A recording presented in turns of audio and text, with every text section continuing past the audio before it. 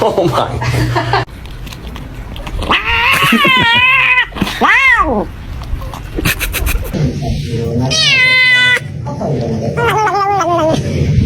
Fed like lasagna like 3 times.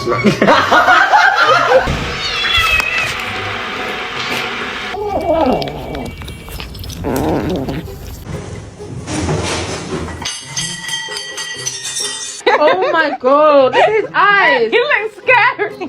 That shit tastes good. I don't give a damn what nobody said. Verir misin? Ver.